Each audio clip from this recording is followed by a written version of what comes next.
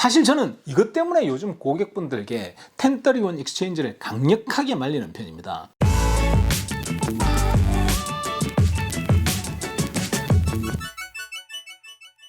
안녕하세요, 제이정입니다. 첫 번째 영상에서 1031 익스체인지에 대해 설명을 드렸고요. 두 번째 영상에서는 1031 익스체인지의 장점에 대해서 설명을 드렸습니다. 그리고 이번에는 세 번째로 1031 익스체인지의 단점에 대해서 설명을 드리겠습니다. 앞의 영상에서 보신 바와 같이 1031 익스체인지는 부동산 투자자들에게 엄청난 장점을 제공을 합니다. 그럼에도 불구하고 저는 개인적으로 1031 익스체인지에 대해서 그렇게 우호적인 입장은 아닙니다. 특히 지금은 그러합니다. 요즘 상담해 오시는 대부분의 고객분들께 강력하게 반대하고 있는 입장입니다. 1031 익스체인지의 장점 영상만 보고 1031 익스체인지를 고려하신 분들은 결정하시기 전에 꼭 이 영상을 보고 결정하셨으면 좋겠습니다. 1031 익스체인지의 단점에 대해서 설명을 드리겠습니다. 첫째는 돈이 묶인다는 것입니다. 부동산 투자에 묶여 있어서 투자 포트폴리오의 유동성이 감소할 수 있습니다. 큰 자산이 한 군데 완전히 물려있는 상황이고, 팔면서 밀려있던 세금을, 그리고 이번에 팔면서 또 내야 하는 세금까지 합쳐서 내야 되기 때문에 소위 말하는 세금 폭탄을 맞게 되기 때문에 사실상 1031 익스체인지의 경우 현금으로 자산화하는 것은 포기를 해야 되는 상황으로 몰리게 됩니다. 물론 돈 많으면 팔고 세금 내면 됩니다. 그럼에도 불구하고 죽으면 안 낼 세금을 내는 것도 좀 이상하고요. 그렇다고 죽을 수는 더 없고 그런 상황이 되는 거거든요.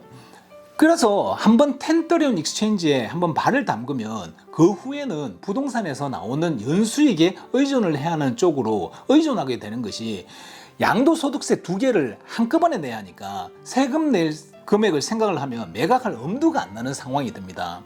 그래서 1031 익스체인지를 할 때에는 이 부분을 꼭 고려해야 합니다. 그래서 연세가 많으신 분들의 경우 삶의 변수가 별로 없으시니까 굳이 자산 증식에 큰 욕심을 낼 필요가 없고, 다달이 들어오는 돈만 많으면 좋은 경우는 1031 익스체인지가 유용하겠습니다. 연세가 많으신 분들의 경우, 특히 오래 보유하고 있어서 모기지 페이먼트가 없는 경우, 이런 방법도 있습니다. 30년 전에 30만에 산 것이 지금 200만이 되어 있다 치면 이걸 팔아서 1031 익스체인지로 두 개나 세 개를 만들고 매입한 매물들을 1년 정도 렌트를 줬다가 그 후에 한 군데 들어가서 사는 것도 방법입니다. 젊은 사람들의 경우 살아가면서 변수가 많기 때문에 큰 금액의 돈을 갖다가 그게 한 군데 묶어 놓는 것은 그리 좋은 아이디어는 아니라고 볼 수 있습니다. 그리고 대체적으로 젊으신 분들의 경우 세금을 내야 하는 금액 자체가 크지 않습니다. 연세 있으신 분들처럼 시간이 오래되어서 30만에 산 것이 200만에 된 것이 아니고, 젊은 분들은 130만에 사서 200만 정도 되는 케이스이기 때문에 이 정도 금액은 어지간하면 1031 익스체인지를 하지 않고 절세 쪽을 연구하는 것이 바람직합니다. 물론 개인의 상황과 투자하고 있는 환경에 따라 다르겠지만요. 그래도 굳이 그래도 정말 1031 익스체인지를 하고 싶다면 언제든 매도해도 괜찮을 만한 작은 것을 하나 소유하는 것을 강력하게 추천드립니다. 가령 예를 들어 200만에 팔고 1031 익스체인지를 하면 170만짜리를 하나 사고요, 30만짜리를 하나 사놓으면 급할 때 30만 불짜리를 팔아서 현금화 시킬 수 있게 만들어 놓는 것입니다. 그러면 자산이 한 군데 몰려서 현금화 하기 힘든 부분이 큰 단점을 어느 정도 희석시킬 수 있는 것입니다.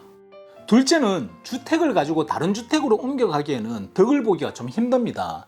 커머셜을 팔아서 또 커머셜을 살 때는 하는 것은 1031 익스체인지를 안 하면 이상한 것이고요. 커머셜을 팔고 레지던셜로 갈아타는 경우도 1031 익스체인지를 해야 하는 것이 맞습니다. 주택을 팔고 주택으로 1031 익스체인지를 하는 것은 어느 모로 보나 큰 덕이 되기는 좀 힘들다는 견해를 개인적으로 드립니다. 수익률이 5% 나는 커머셜이 LA에 있는데 렌트 컨트롤 때문에 관리하기 너무 힘들고 이렇다고 칩시다. 그리고 오렌지 카운티에 있는 지금 내가 소유한 부동산과 비슷한 가격의, 혹은 그보다 약간 더 비싼 가격의 좀 더 나가는 매물을 보니 수익이 8%이고 관리하기도 더 쉽다고 좀 칩시다. 그런 경우 옮겨가는 것이 당연한데 양도소득세 때문에 못 옮겨가는 상황이 되면 안 되지 않습니까? 그런 경우 1031 익스체인지는 엄청 큰 득을 보게 됩니다. 어느 정도의 덩어리가 있는 커머셜의 경우는 이것은 부동산 개념보다는 비즈니스라고 생각을 해야 됩니다. 연수익 30만 불짜리 짜장면집을 한 개를 팔고 그리고 연수익 40만 불짜리 스테이크집으로 갈아타는 개념이라고 보시면 이해하기가 좀 쉬울 것입니다. 요즘은 오피스 건물을 팔아서 웨어하우스나 쇼핑센터 쪽으로 옮기면서 1031 익스체인지를 하는 경우가 많습니다.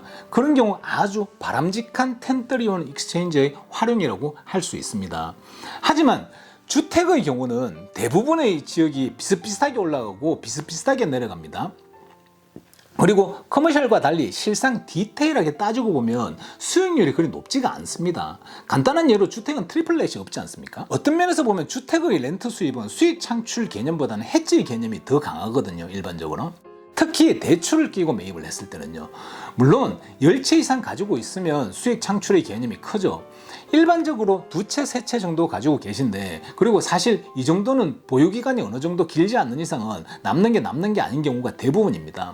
시간이 좀 지나야 남죠.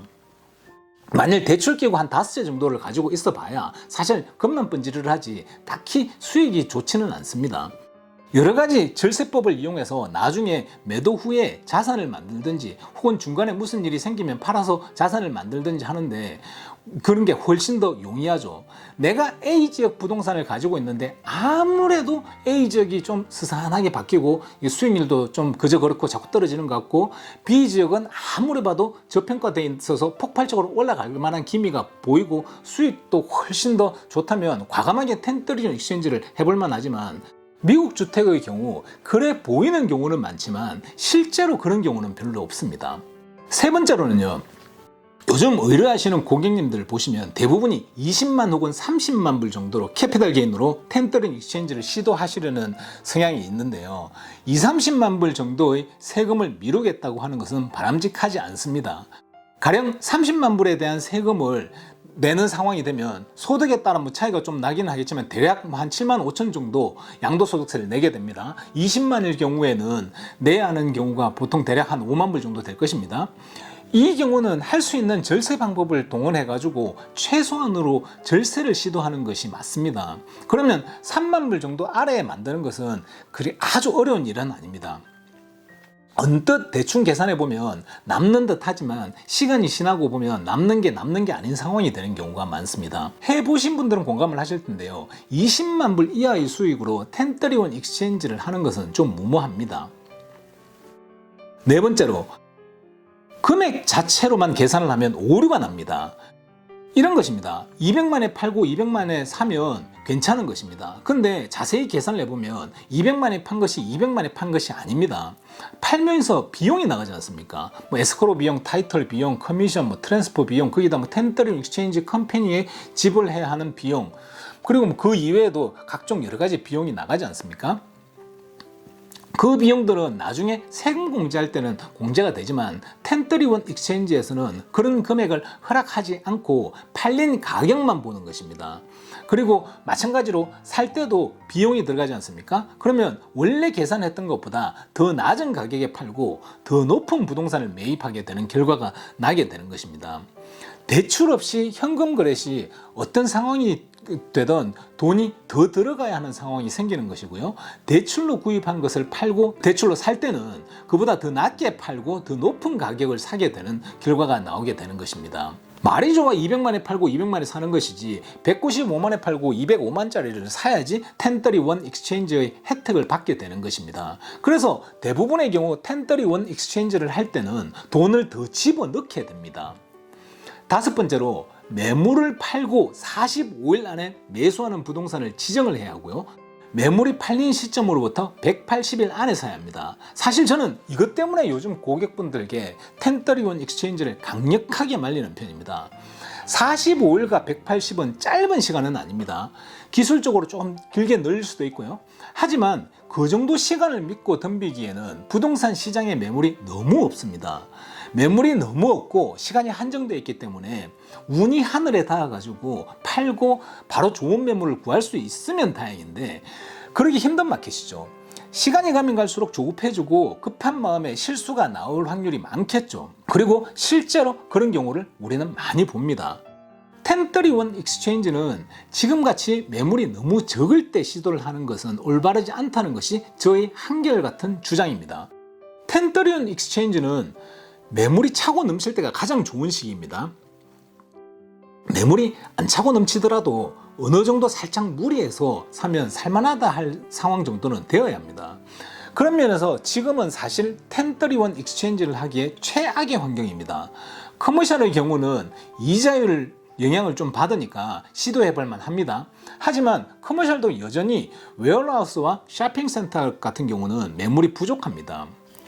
꼭 하셔야겠다면 파는 매물의 에스크로 기간을 최대한 길게 잡으시는 것도 방법이고요.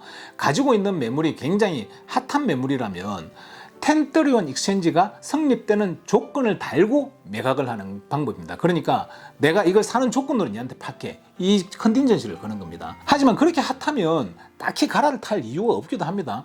어쨌든 이 45일 안에 지명하고 그리고 180일 안에 크로즈를 하는 것은 요즘 같은 마켓에서는 잘못하면 독이 될 수 있음을 꼭 인지하셔야 됩니다. 이러한 단점들을 고려할 때 1031 익스체인지를 이용하는 것이 항상 최상의 선택은 아닐 수 있습니다.